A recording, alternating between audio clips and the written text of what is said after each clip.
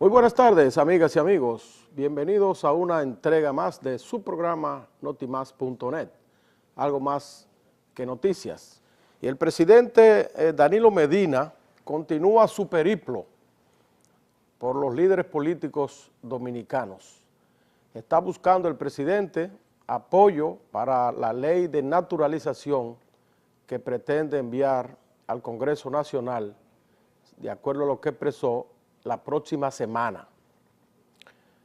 Todos sabemos que esta ley, este proyecto de ley de naturalización, es lo que está esperando la comunidad internacional para finalmente, ¿verdad?, fijar su posición, sobre todo en lo que se refiere al Consejo, a la Comisión Interamericana de los Derechos Humanos, que ha estado tratando este caso haitiano en varias audiencias, y todos han supeditado su posición ya final a que el presidente envíe este proyecto de naturalización al Congreso Nacional. Haití lo ha estado reclamando, y sectores nacionales e internacionales. El presidente prometió enviarlo en su comparecencia pasada, del 27 de febrero, al Congreso Nacional, pero no lo hizo. Y entonces ahora está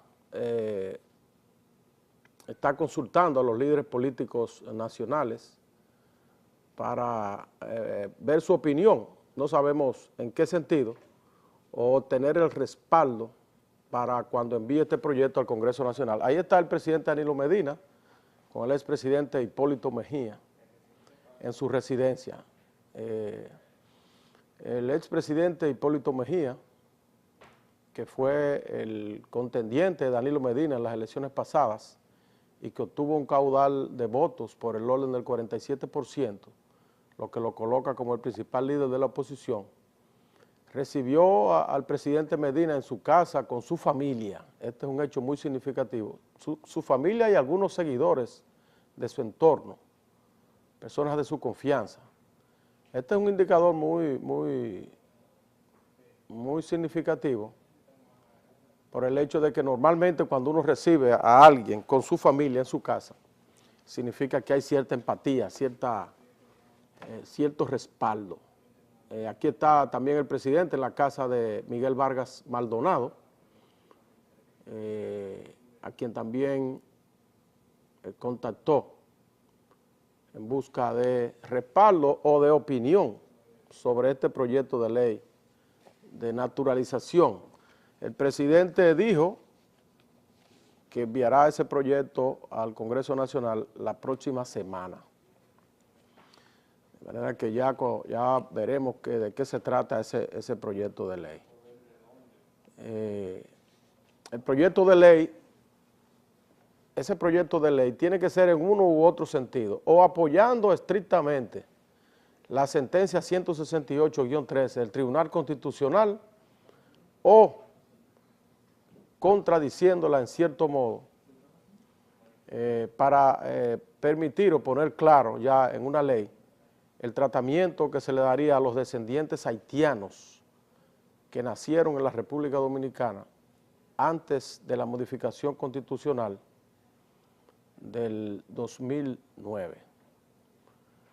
No hay otra manera. O va en contra, o se apega estrictamente a la sentencia, o cuestiona la sentencia. Esas son las dos vertientes. Entonces nosotros no podemos establecer ahora a qué busca el presidente, o sea, a qué busca el presidente en los líderes nacionales, si es apoyo para esa ley o si es que lo está consultando para en qué sentido la va a redactar. No se ha soltado prenda en este sentido. Quizás los amigos televidentes, si nuestro señor director pone en pantalla los teléfonos, podrían darnos un poco de luz o su opinión sobre en qué sentido emitiría el presidente, redactaría el presidente Danilo Medina este proyecto de ley de naturalización. Mientras tanto, el presidente en el día de hoy continúa lo que es su punto luminoso durante su gestión, continúa inaugurando escuelas para establecer la tanda extendida en todo el territorio nacional. Hoy irá a Puerto Plata, donde dejará inauguradas 9 escuelas. Yo pienso que y nosotros hemos prometido darle seguimiento a al programa educativo del presidente, porque los estamos apoyando 100%. Creemos que esto que está haciendo el presidente Danilo Medina es lo que hay que hacer en la República Dominicana. Ya él prometió que el próximo martes va a firmar el pacto por la educación que está siendo redactado, concebido en el Consejo Económico y Social que preside el Monseñor Agripino Núñez Collado. Es decir, que el martes se firme ese pacto con la participación de todos los sectores nacionales. Nosotros queremos resaltar la gran labor que viene haciendo tanto Agripino Núñez Collado como coordinador del Consejo Económico y Social, como la licenciada Iraima Capriles, quien es la directora ejecutiva de ese Consejo Económico y Social. Ya tienen un tiempo redactando este documento del Pacto por la Educación, y yo creo que eso va a marcar definitivamente el arranque hacia un desarrollo sostenible de la República Dominicana. La educación es la piedra angular de toda sociedad, debe ser la piedra angular de toda sociedad que quiera desarrollarse. Y también es pieza clave para el desarrollo con equidad. Este pacto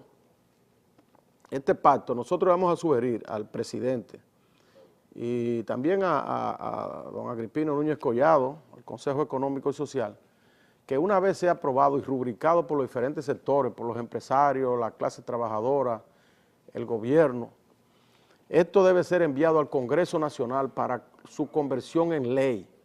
Tiene que haber una ley que diga que por 20 años en la República Dominicana vamos a seguir aplicando este pacto por la educación independientemente del gobierno que surja. Solo de esa manera nosotros podemos lograr la continuidad de estas acciones que son sumamente positivas y que son fundamentales para nuestro desarrollo. En ese pacto por la educación se establecen una serie de normas. Por ejemplo, se consolida esto de la tanda extendida, que nosotros hemos dicho que es el paso más importante que está dando el gobierno del presidente Danilo Medina hacia el desarrollo educativo. Porque la tanda extendida, por horario corrido, para los estudiantes, establece a la escuela como el centro del desarrollo, porque el estudiante ahí va a tener la educación, va a tener también la alimentación adecuada y va a tener también la salud. Es decir, que todo un día interno en una escuela le va a permitir al estudiante, sobre todo los estudiantes pobres que utilizan mayormente la escuela pública, le va a permitir estudiar sin tener la preocupación de su alimentación y también de la salud, de la atención de salud que es necesaria también, porque con hambre y sin salud un estudiante no puede desarrollarse, no puede estudiar. Entonces, si nosotros logramos mantener este sistema y establecerlo mediante una ley, primero en el pacto de educación, pacto educativo, y que se convierta también en una ley por un periodo largo de 20 años, y que todos los gobiernos que vengan tengan que ceñirse a ese programa, a ese pacto, nosotros vamos definitivamente a enrumbar a la República Dominicana por el camino correcto. ¿Verdad? Que hay que felicitar al presidente. También anunció el ministro de Educación, nuestro amigo Carlos Amarante Baré, que va a hacer énfasis en el desarrollo de la policía escolar en las escuelas. La policía escolar prácticamente no existe ahora.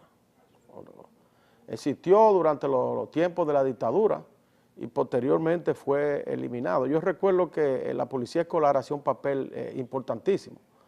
El ministro de Educación dice que el papel fundamental que va a desarrollar ahora es la de vigilancia de las escuelas, de los centros escolares, para protegerla de las bandas que existen en los barrios, de las bandas estas que se han creado, que es una novedad en la sociedad dominicana, bandas de jóvenes que se dedican a atropellar y a hacer desórdenes. Bueno, pues la policía escolar va a tener esa función, pero yo creo que debe también agregársele otras funciones también que son fundamentales y que es a lo interno de la escuela. Era una norma en los tiempos aquellos del dictador que habían cosas positivas y esta era una de ellas, en que los encargados de esta policía escolar velaban por la asistencia de los estudiantes al aula durante todos los días. Y cuando faltaba un estudiante, esa policía escolar se encargaba de ir a la casa del estudiante para preguntarle a los padres por qué el estudiante no asistía a la escuela. Y entonces tenía el padre que tener una excusa válida que demostrara por qué el estudiante no, o muchas veces el padre no sabía si el estudiante asistió o no, y el estudiante salió de su casa para la escuela, pero se desvió hacia otra actividad, hacia otro lugar. Y entonces ahí se establecía claramente por qué no iba el estudiante y se trataba de corregir, porque es importante la asistencia para la educación. Y la obligatoriedad de asistir a la escuela es una responsabilidad de los padres. Y la escuela tiene que velar por la asistencia, por esa asistencia. ¿Y quién mejor que una policía escolar para eso? Ahora que nosotros saludamos también esta decisión del ministro de Educación de hacer énfasis y desarrollar la policía escolar en las escuelas. Por otra parte, está el asunto de Loma Miranda. Este tema tiene ya en la palestra nacional alrededor más de 2 años.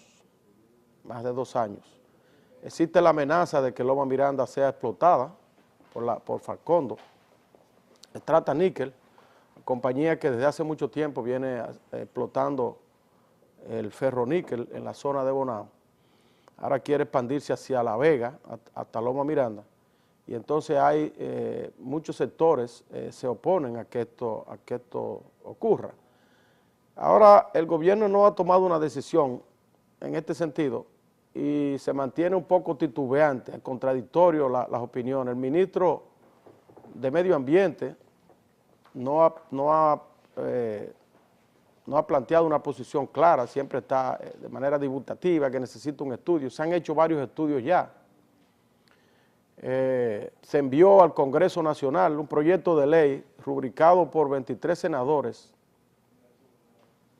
Se aprobó en la Cámara de Diputados, ahora está en el Senado de la República, si se explota o no Loma Miranda o si se convierte en parque nacional, en zona protegida. Y el gobierno del presidente Danilo Medina se ha mantenido un poco ausente del debate, a pesar de que sus funcionarios, como es el caso del director de minería, nuestro amigo Alexander Medina, se han manifestado a favor de que se explote a Loma Miranda. Ahora el tema está en que se está haciendo supuestamente un estudio de parte de la compañía que lo va a explotar y que entonces ese estudio tendría que verlo luego Medio Ambiente para decidir si da el permiso de explotación o no. Nosotros creemos que en este aspecto lo importante no es si se hace un estudio o no. Lo importante de todo esto es que la población dominicana o los sectores más representativos, que serían los afectados, los más afectados directamente por la explotación de esta loma, han dicho que no están de acuerdo con eso. Tal es el caso de La Vega, la provincia de La Vega, y Monseñor Noel, expresada en sus ayuntamientos, en sus salas capitulares, en sus síndicos, en sus legisladores y en sus asociaciones no gubernamentales y mediante manifestaciones, los sectores religiosos, sociales, deportivos, etcétera, los gremios, todos han manifestado que no quieren que se explote Loma Miranda. Entonces, para tomar una decisión no se necesita estudio en este caso. Lo que tenemos que poner en una balanza la opinión o la decisión o el deseo de la compañía de hacerlo y el deseo contrario de que no se haga de la mayoría de la población. De esas poblaciones que son las que que son el entorno de Loma Miranda. Sencillamente eso. Yo pienso que el gobierno tiene que tomar una decisión rápida de este asunto, porque ese tema en la palestra no le aporta nada a la buena imagen del gobierno, ni le aporta nada tampoco a la buena imagen del país. Lo que hace una gastadera de dinero en marcha, caravana y todas esas cosas, es un tema que prácticamente no tiene sentido mantenerlo en la palestra pública, porque ahora mismo un estudio puede decir que sí, que se puede explotar Loma Miranda. Y si la población dice que no, entonces usted va a tener siempre el problema del que yo creo que el pueblo es soberano. Y si el pueblo dice no, es no. Y los gobiernos no tienen más que acatar la voluntad popular. Tratan de convencer al pueblo, pero si no se puede convencer al pueblo y el pueblo mantiene su posición de que no quiere que esto se haga, entonces hay que complacer al pueblo indiscutiblemente, porque tiene la experiencia de lo que se ha hecho en el pasado, de lo que hoy es esa cordillera donde se explotó el ferroníquel por los alrededores de Bonao y también en la propia Vega. Entonces, presidente, tomemos una decisión con relación a esto y definitivamente convirtamos a Loma Miranda en un área protegida, intocable, para que siga siendo una fuente de agua. Vamos a hacer una pausa ahora y retornamos en el próximo segmento con más comentarios.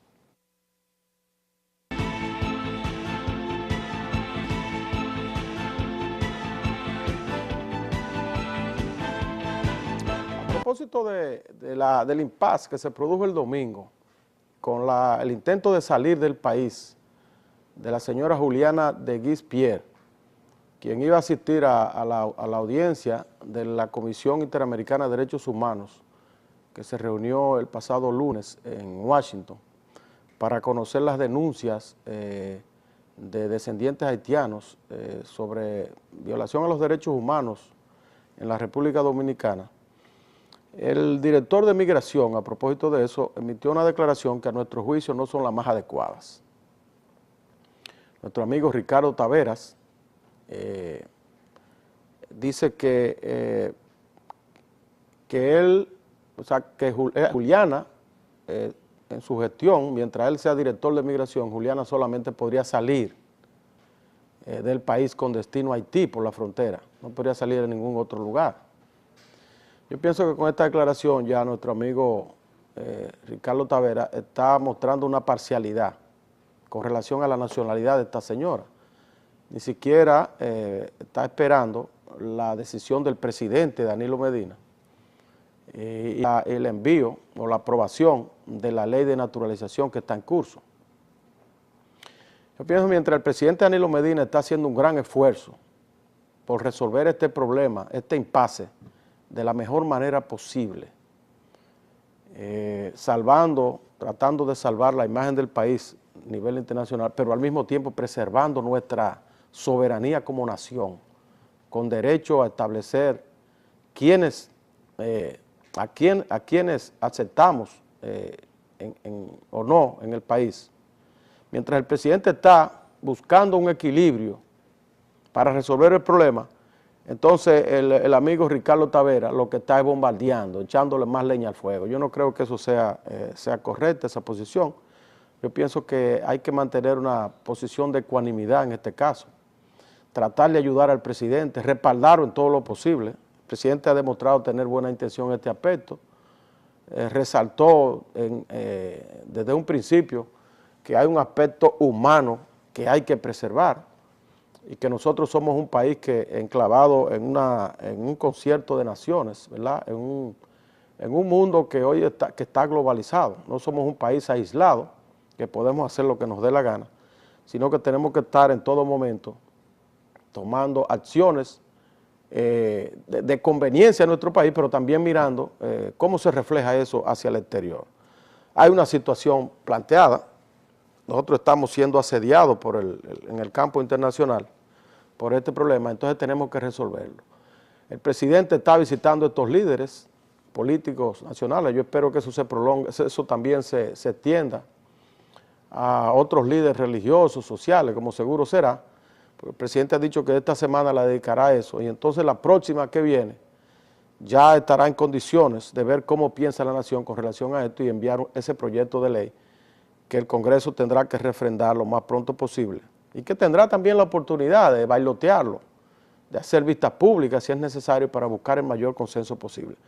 Porque cuando tomemos una decisión de un lado o de otro, tenemos que apoyarla de manera firme.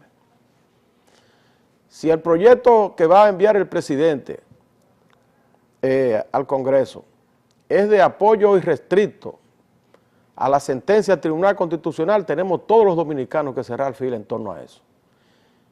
Y si es también en el otro sentido, por igual, porque este es un problema ya que hay que resolverlo. El país no puede estar empantanado en este asunto. Mientras tanto, los problemas migratorios se descuidan, porque aquí lo que estamos definiendo es, ¿verdad?, los preceptos de nacionalidad, mediante leyes y reglamentos y esas cosas. Pero eso es diferente a la parte migratoria, a lo que está ocurriendo en la frontera, donde no hay ningún tipo de control, donde los haitianos pasan por esa frontera como Pedro por su casa. Y la cantidad ya que tenemos en el país ya excede la capacidad que tenemos para tenerlos, para soportarlos, para mantenerlos. Y las autoridades entonces no hacen nada. Todo el mundo está entretenido aquí en esto, que la sentencia, que la ley de naturalización, que esto, que el Consejo Interamericano de Derechos Humanos. Mientras tanto, en la frontera, nada. No hay controles fronterizos. Y ya se habla de la posibilidad, que por cierto desmiente hoy el ministro de las Fuerzas Armadas, de que en cualquier momento se produzca una estampida hacia el país. Dice el ministro de las Fuerzas Armadas que no, porque existe el CEFRON y las propias Fuerzas Armadas que lo impedirían. Pero fíjense ustedes, mientras estamos entretenidos en esto de la sentencia, descuidamos lo que hay que hacer en la frontera. Que tenemos que establecer un programa de desarrollo fronterizo, un programa de control en la frontera que no solamente debe estar determinado por la fuerza, es decir, por poner guardias que impidan la entrada de los haitianos, no, también debe estar orientado al desarrollo de esa zona, de suerte que los habitantes dominicanos de la frontera sean el valladar fundamental para impedir que los espacios sean ocupados de más en más por los nacionales haitianos. El éxodo que se está dando de los habitantes fronterizos es conocido de todos. Ya en la frontera hay pocos habitantes. Las provincias fronterizas disminuyen su cantidad de habitantes cada año. En vez de aumentar como ocurre en las otras provincias del país, lo que hace es que disminuye. Y entonces hay poblaciones que ya están prácticamente desiertas, que hay pocos dominicanos, y esos espacios los están ocupando los haitianos. Ahí nosotros vimos un estudio que se hizo en estos días, de las Fuerzas Armadas, que dice que hay 9 localidades haitianas ya establecidas en espacios dominicanos en la frontera. Es decir, lugares que son físicamente dominicanos, pero que los habitantes ya en 100% son haitianos, son comunidades haitianas ya enclavadas en territorio nacional. Entonces, mientras eso ocurre, aquí nosotros no resolvemos este problema. De manera que nosotros felicitamos al presidente nuevamente, reiteramos nuestra felicitación al presidente por estar buscando este consenso para enviar este proyecto de naturalización ya la próxima semana.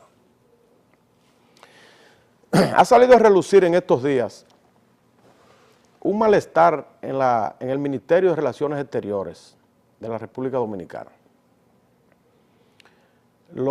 El servicio exterior, cónsules, embajadores y demás empleados se quejan de que hace 3 meses que no le pagan sus sueldos en la Cancillería. En estos días pagaron el 50% del mes de enero. Fíjense ustedes, ya estamos a final del mes de marzo. Y todo el mundo pensaba que quizás esto se debía a la falta de recursos del Estado. Bueno, pues se ha descubierto que no es ese el problema. El problema es que la Contraloría General de la República está estableciendo controles en la Cancillería para el pago de la nómina. Antes se pagaba por una lista que le enviaba al Ministerio de Relaciones Exteriores a la Tesorería Nacional, y entonces se producían los pagos a través de los cajeros del banco. Ahora resulta que no, que cada lista tiene que estar, que envíe la Cancillería, tiene que estar sustentada por los contratos correspondientes y por la prueba de que ese empleado trabaja en la Cancillería, hace su labor. Porque ocurre que muchos de esos embajadores viven en la República Dominicana y entonces no van nunca a donde fueron designados y solamente acuden, así lo han dicho algunos, a sus oficinas, que son los cajeros del Banco de Reserva, a cobrar su dinero. Entonces todo el mundo se queja del personal supernumerario que hay en la Cancillería, que ya se ha establecido, lo estableció el propio canciller, cuando en una ocasión dijo que la mayoría de esos empleados no son simplemente botellas reformistas, que solamente el 8% de esos son reformistas, que los demás son militantes del Partido de la Liberación Dominicana. El presidente Danilo Medina prometió sanear la Cancillería en su campaña electoral y que los embajadores y cónsules iban a ser mensajeros en el exterior para atraer inversiones a la República Dominicana. Iban a ser personas que iban a trabajar básicamente para traer inversionistas a nuestro país. Sin embargo, el presidente Danilo Medina, quien ha tomado muchas medidas, ¿verdad?, heroicas, cosas que no se habían hecho anteriormente, como era su lema. Sin embargo, en el aspecto de las relaciones exteriores ha dejado todo intacto, todo igual, y ya van casi 2 años de gobierno. Nosotros esperamos que se termine de establecer los controles y que definitivamente le paguen, porque por esta situación están sufriendo los que verdaderamente trabajan en el exterior. Yo tengo un amigo que es embajador, que hablo con frecuencia con él, y me dice que está en una situación muy difícil en el exterior, porque no solo es que no le pagan el sueldo de él, que tienen retraso en el pago, sino que tampoco le mandan el dinero del gasto administrativo.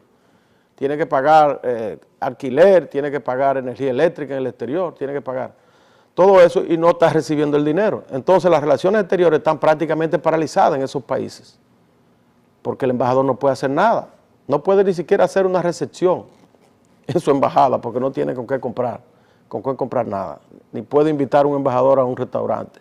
Es una situación precaria, de manera que eso tiene que resolverse, terminar de establecer los controles que sean necesarios en la Cancillería para que el dinero fluya, para que el dinero de los sueldos y el dinero de los gastos administrativos de las embajadas y consulados pueda fluir sin ningún problema.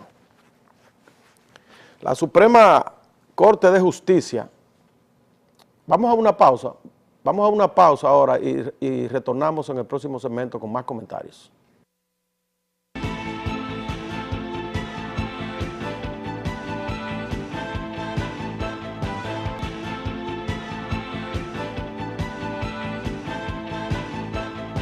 Hay júbilo en la justicia dominicana, principalmente en los jueces.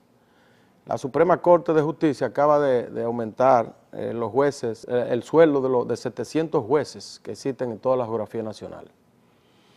Sobre todo los jueces de paz, que son los que hacen el trabajo en los municipios del país. Los jueces de paz fue aumentado el sueldo a 90,000 pesos. Yo creo que es un acto de justeza esto de los aumentos de sueldo a los jueces, porque ya en el pasado nosotros vimos que había habido deserción de jueces que salían de la judicatura a ejercer la profesión de abogado porque el sueldo no le daba para mantenerse. Afortunadamente ya se produjo este aumento. Claro, al producir el aumento de los jueces, entonces también los fiscales están reclamando que se les sube el sueldo. Y nosotros creemos que sí, que debe subírsele igual. Debe ponerse al mismo nivel los dos, porque la justicia es un pájaro de doble ala, ¿verdad? Eso tiene doble ala, el ala de los jueces y el ala también del Ministerio Público. De manera que ya esto le correspondería a la Procuraduría General de la República establecer. No sabemos si está en el presupuesto del Ministerio o de la Procuraduría General de la República el aumento de estos jueces, pero debería producirse también. A propósito del Procurador General de la República, el doctor Domínguez Brito, Francisco Domínguez Brito, anunció que rescatará a los niños que están en las intersecciones de las avenidas pidiendo y haciendo, limpiando los vidrios, haciendo una serie de cosas. Dice el procurador que ha establecido casas especializadas para llevar a estos niños ahí de manera temporal hasta que puedan ser educados y puedan ser orientados para reinsertarse a la sociedad dominicana. Nosotros creemos que esta es una gran labor, ojalá que además del anuncio también sea algo que se ejecute, porque hace tiempo que la sociedad dominicana está sufriendo esta situación. Usted va a una esquina de aquí de la capital o de Santiago en su vehículo y se encuentra con una gran cantidad de niños ahí que están siendo utilizados por bandas organizadas que llevan esos niños para pedir en su nombre.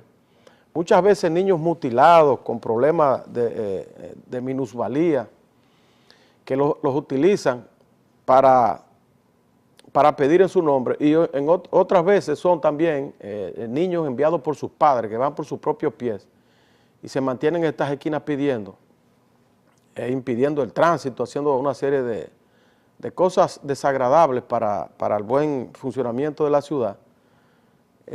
Los envían aquí a pedir para ellos, entonces eso ocasiona que no vayan a las escuelas, que no se preparen para el futuro y crea una gran distorsión. Eso ojalá, nosotros saludamos esta disposición del Procurador General de la República de crear estas casas especiales para niños, ojalá que allí puedan también educarse esos niños, que se les lleve a esos lugares donde se les dé alimentación y se haga una especie también de tanda extendida, una prolongación de las escuelas en estos lugares.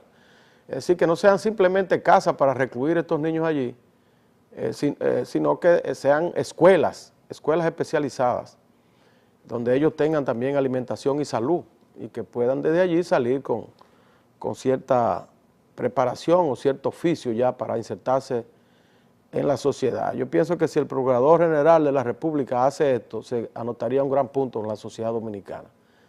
Limpiar las esquinas de estas personas. Y no solamente son niños los que están en esas esquinas, son también holgazanes, manganzones, como dicen, personas con todos sus bríos, jóvenes, que se dedican a limpiar vidrio y a pedir y a hacer una serie de cosas. Muchos nacionales haitianos tenemos ahí, que también en esto debe intervenir la migración, en la dirección de migración, que tanto se envalentona para defender la nacionalidad, debería también poner atención a esta cantidad de nacionales haitianos que nosotros tenemos en las esquinas.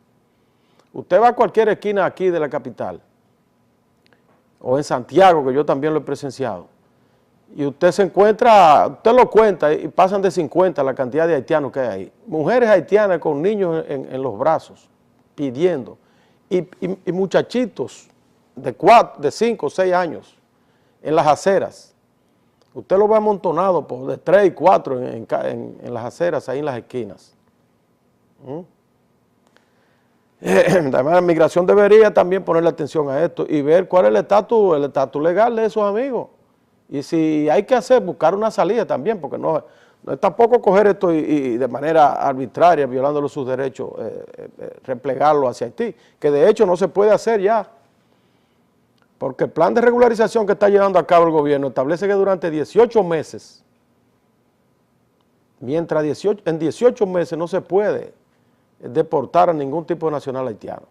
Eso también es otro problemita que tenemos aquí.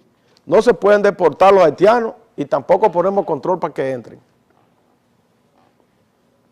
De momento tenemos más haitianos en la República Dominicana que dominicanos.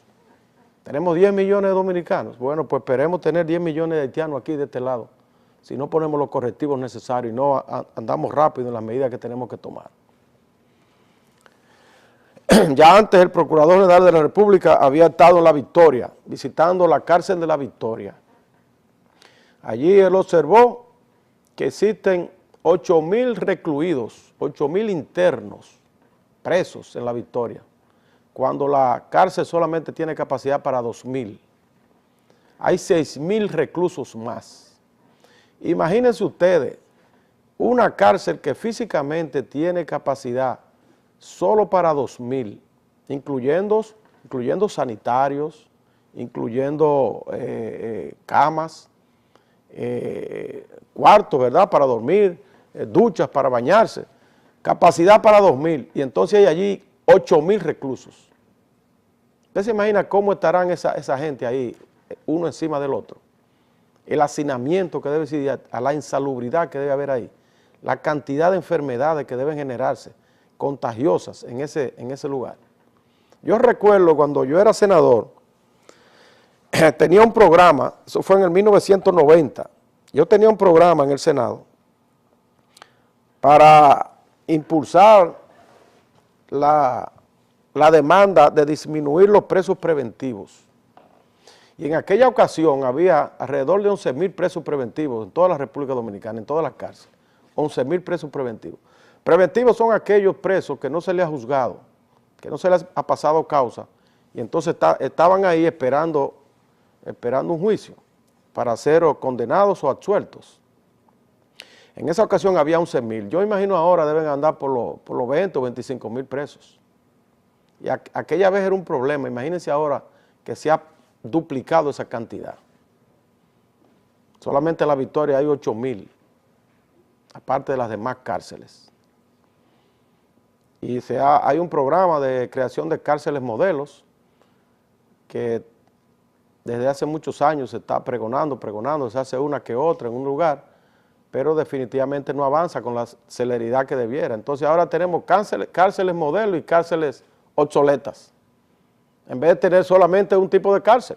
Si lo que queremos es una cárcel modelo, pues aceleremos la construcción de esas cárceles modelos, para que tengamos un solo tipo de cárcel y no haya el privilegio de o te llevo a la modelo o te llevo o te condeno al hacinamiento o te llevo a que estés decentemente en esta cárcel.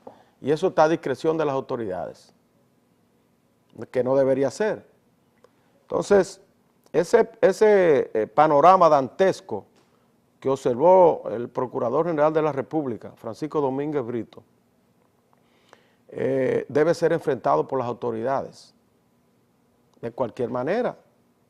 Así como el presidente está construyendo las aulas necesarias para establecer la tanda extendida, también yo pienso que debe ponerse la atención, un poco de atención, a la construcción o a la ampliación de esas cárceles, como La Victoria, para evitar este hacinamiento y que cuando salgan los reclusos de ahí, que tras cumplir su pena, no salgan mucho más delincuentes de lo que entraron, porque las cárceles son precisamente para rehabilitar a los delincuentes y no para convertirlos en más rebeldes en contra de la sociedad, que es lo que ocurre cuando salen de estos centros, de estos antros de hacinamiento y de insalubridad.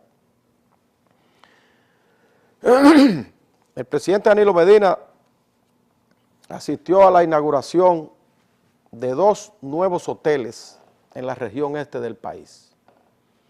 Una inversión extranjera de 250 millones de dólares. Alrededor de 900 nuevas habitaciones se incorporan al turismo en la República Dominicana.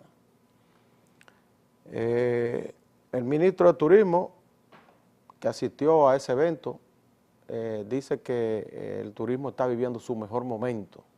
Yo pienso que sí, que podría vivir su mejor momento. El turismo quizás lo está viviendo, pero yo no noto la celeridad con que se está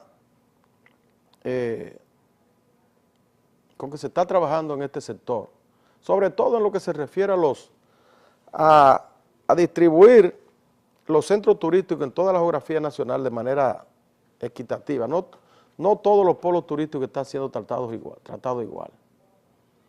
Yo pienso que muchas de esas inversiones que están llegando a la República Dominicana vienen por generación espontánea y no por gestiones que haga el Ministerio de Turismo. Porque solamente vienen a una zona del país, a la región este, o vienen a Punta Cana o vienen a Bávaro. Pero en la zona norte nada, el turismo languidece en Puerto Plata, en la zona norte de la República. El turismo no hace su asomo en Montecristi, en el noroeste, en el 5º polo turístico, que fue creado hace 20 años y no se le ha agregado absolutamente nada para que se desarrolle. Ningún hotel o inversionista se establece en la región sur de la República, que tiene condiciones excepcionales para recibir extranjeros, turistas. No solamente Bahía de las Águilas, que está en una litis judicial y que por eso no ha podido desarrollarlo el presidente, a pesar de que tiene la intención de eso, sino también ahí tenemos Barahona, tenemos Baní,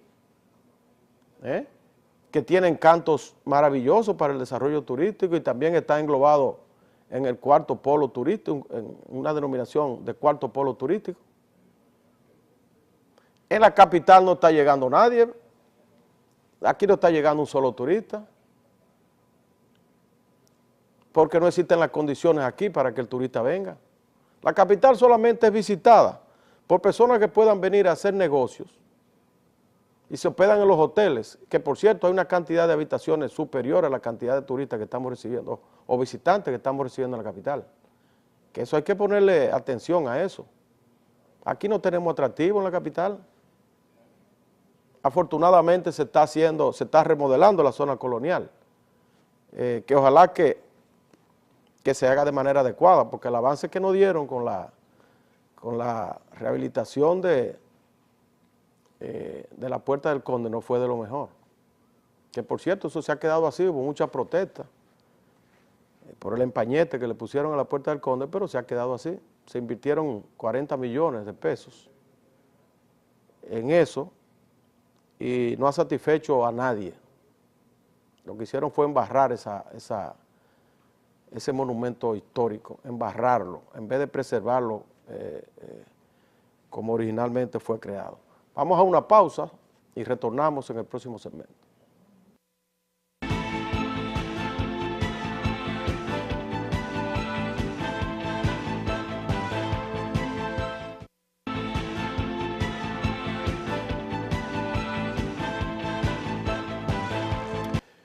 Bien, el ministro de Turismo, Francisco Javier, yo voy a aprovechar la oportunidad aquí para hacerle un llamado al amigo Francisco Javier para que vaya a Montecristi. En Montecristi quieren que vaya Francisco Javier, porque en Montecristi existe la inquietud y ya se han reunido varios sectores de allí, hay una efervescencia, un deseo de la gente de que Montecristi pueda prepararse, adecuarse para recibir turistas, sobre todo turistas internos, para recibir dominicanos que quieran ir allí, sobre todo de la zona del noroeste, porque el noroeste, que tiene 4 provincias, solamente Montecristi tiene salida al mar, solamente Montecristi tiene la oportunidad de ofrecer atractivos turísticos, y allí existe, por ejemplo, Dajabón, Santiago Rodríguez y la provincia de Valverde, que están ahí próximo a Montecristi, a pocos minutos. Y sin embargo no lo están visitando porque Montecristi no está adecuado para recibirlos. Las playas son un desastre. Entonces se inició una obra de acondicionamiento del malecón de Montecristi que se ha dejado ahí por mitad. Y lo que es peor, no existe el sistema sanitario, el sistema de drenaje de aguas residuales. Las cloacas, las llamadas cloacas no existen, y todas esas aguas, todos esos desechos de los sanitarios y eso van a parar a los contenedores del pueblo. Y entonces existe una situación de insalubridad que no permite que nadie pueda visitarlo, ¿verdad? Y sentirse bien. Entonces, es necesario hacer una serie de cosas en Montecristi, sobre todo ahora que viene la Semana Santa, que como quiera la gente va a todas las playas, y Montecristi tiene muchas playas que se llenan, se ponen repletas en Semana Santa, para que él mismo pueda, conjuntamente con las demás instituciones, preparar un operativo por lo menos de limpieza de ese pueblo o de las zonas turísticas y agilizar algunos trabajos que se han quedado ahí inconclusos. Es más, Montecristi está esperando hasta que desde el punto de vista político, de promoción política, vaya el ministro, nuestro amigo Francisco Javier, que vaya por allá, que no ha ido una sola vez durante su ejercicio de ministro de Turismo. Una sola vez no se ha acercado por allá, por Montecristi, por el 5º polo turístico. y lo vamos a tratar bien, amigo Francisco. El pueblo lo está esperando para tratarlo bien, adecuadamente, y que usted pueda conjuntamente con ellos hablar de turismo, porque no hay una sola fuente de trabajo allí. La sal, que era de lo que vivía ese pueblo, tiene un precio tan bajo que no puede competir con las importaciones. No puede competir con las importaciones y el precio está muy bajito. Y alrededor de 250 familias que vivían de la sal ya perdieron esa fuente de sustento. Entonces solamente quedaría el turismo. La agricultura, que es buena en la provincia entera, ¿verdad? Por la producción básicamente de arroz y de guineo. Sin embargo, esto no abarca el municipio de Montecristi, solamente está en los otros municipios, Villa Vázquez, Guayubín, Castañuelas, Las Matas de Santa Cruz. Pero el municipio de Montecristi no tiene una fuente de vida, entonces solamente puede apelar al turismo y en ese aspecto el Ministerio de Turismo es el que tiene que darle aliento y liderar el avivamiento de la economía de ese pueblo. Otro aspecto importante para ese pueblo, ya que estoy hablando de Montecristi, es el asunto de la ley 2801. Resulta que la ley 2801 no ha podido ser derogada ni modificada como han querido algunos empresarios, en detrimento de la zona fronteriza, pero sí está siendo impedida de su ejecución de parte del Ministerio de Hacienda. ¿Por qué? Porque el Consejo de Frontera aprueba las solicitudes de empresas para establecerse en la frontera, pero cuando llega al Ministerio de Hacienda entonces se paran, se quedan en una gaveta. Quizás el amigo Lizardo, el ministro Lizardo, no conoce de esta situación, pero en los niveles bajos de los departamentos no se les da curso a las empresas ya clasificadas para establecerse en la frontera. Y hay ahí estancadas más de 28 empresas que ya han hecho todos los aprestos necesarios en la frontera para establecerse allí, pero no tienen el permiso del Ministerio de Hacienda. Es necesario que eso se agilice. Incluso hay una empresa que ya estableció todas sus instalaciones en el municipio de Guayubín para procesar el maní y están sembrando cantidad de tareas enormes para procesar, para sembrar, para cosechar y posteriormente entonces procesar el maní y producir una serie de derivados del maní, pero no reciben la aprobación del Ministerio de Hacienda. 28 empresas están estancadas ahí. Empresas que irían a la frontera a producir empleos que hacen falta. Entonces eso no puede ser. También aprovechamos para hacerle llamado a nuestro amigo Lizardo, que es un gran funcionario, hasta ahora ha hecho una labor extraordinaria ahí, para que averigüen los departamentos inferiores qué está pasando con todas esas solicitudes que ya han sido aprobadas por el Consejo de Frontera para establecerse para establecer empresas en esas provincias fronterizas y sin embargo no se aprueban ahí en el Ministerio de Hacienda.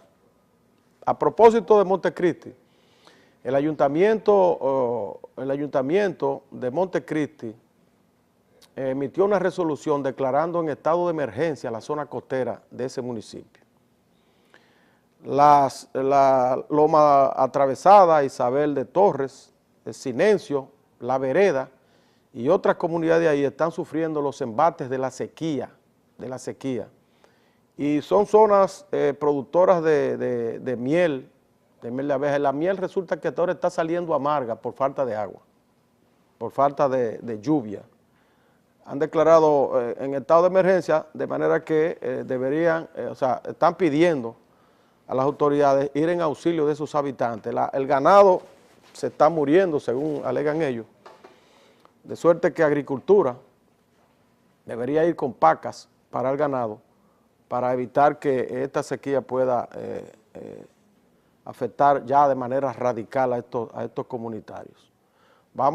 Ya creo que llegamos al final del programa, solo nos resta invitarlos a la próxima entrega. Hasta luego.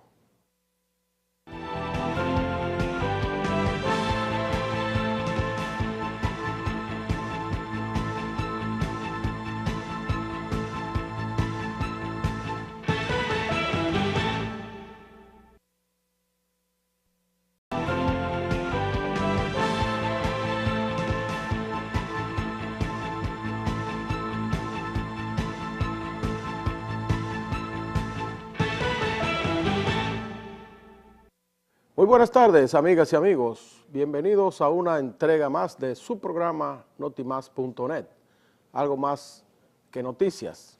Y el presidente Danilo Medina continúa su periplo por los líderes políticos dominicanos.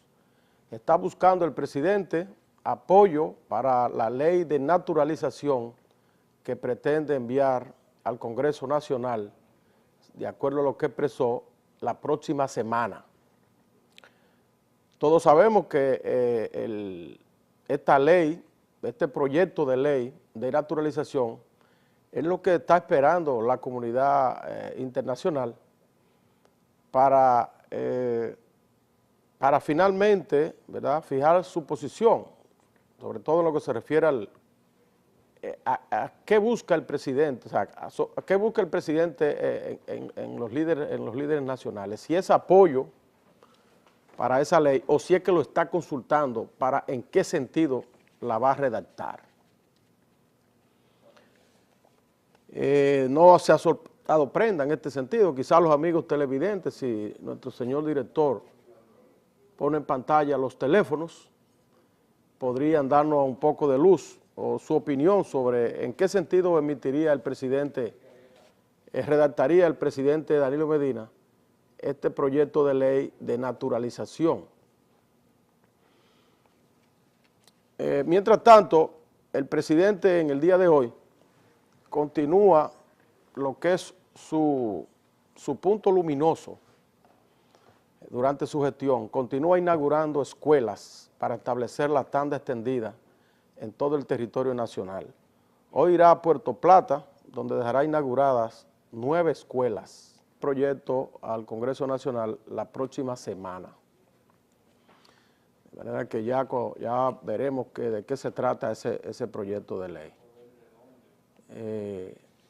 El proyecto de ley, ese proyecto de ley tiene que ser en uno u otro sentido, o apoyando estrictamente la sentencia 168-13 del Tribunal Constitucional, o contradiciéndola en cierto modo, para permitir o poner claro ya en una ley el tratamiento que se le daría a los descendientes haitianos que nacieron en la República Dominicana antes de la modificación constitucional del 2009.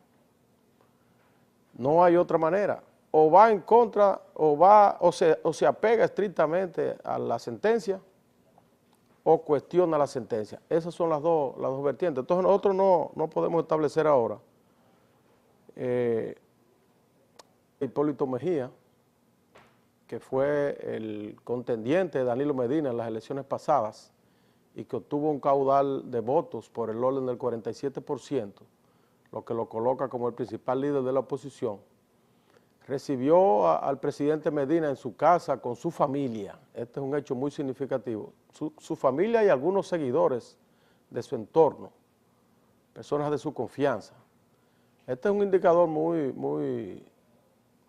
muy significativo por el hecho de que normalmente cuando uno recibe a alguien con su familia en su casa, significa que hay cierta empatía, cierto respaldo. Aquí está también el presidente en la casa de Miguel Vargas Maldonado, a quien también contactó en busca de respaldo o de opinión sobre este proyecto de ley de naturalización.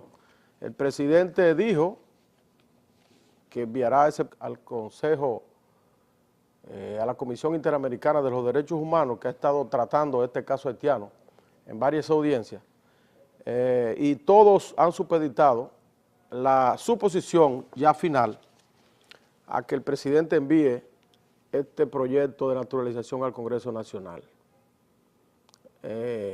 Haití lo ha estado reclamando, y sectores nacionales e internacionales. El presidente prometió enviarlo en su comparecencia pasada, del 27 de febrero, al Congreso Nacional, pero no lo hizo.